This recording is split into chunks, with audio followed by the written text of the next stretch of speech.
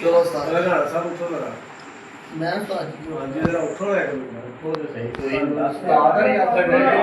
उठ हाजी काम भाई नहीं भाई दादा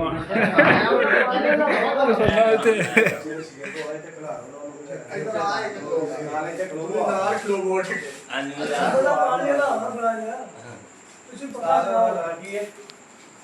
हाजी मजर अस्सलाम वालेकुम सारे भाई वाह गल है कि भाजी ਤੁਹਾਡੇ ਉੱਪਰ ਦਾ ਫੋਨ ਆਇਆ ਹਾਜੀ ਮਜ਼ਰ ਸਾਹਿਬ ਦਾ ਸ਼ਾਗਿਰਦ ਹੋਣਾ ਉਹਨਾਂ ਦਾ ਨਾਮ ਹੈ ਮੈਂ ਸ਼ਾਗਿਰਦ ਕਰਨਾ ਠੀਕ ਹੈ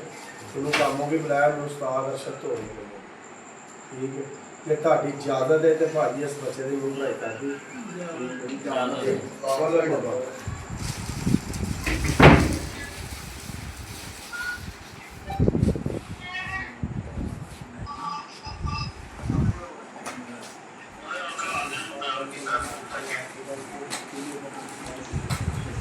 नहीं बात है वो क्या काम करो ना इजाजत है जी ਭਾਈ ਭਾਈ ਇਜਾਜ਼ਤ ਹੈ ਤੁਹਾਡੇ इजाज़त है जी। इजाजत बांधना मुश्किल करना गुनाह है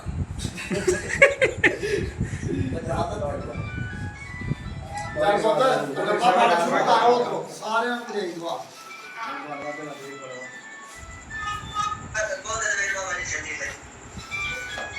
बदल नॉट ऐसे हमारे भाई अस्सलाम वालेकुम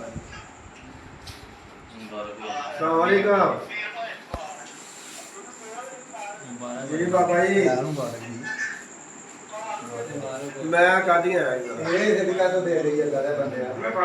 हां विके बस वेला शुगर नु तेरे कदा ते करना भी नहीं छड़ना बड़ी शायक चल ठीक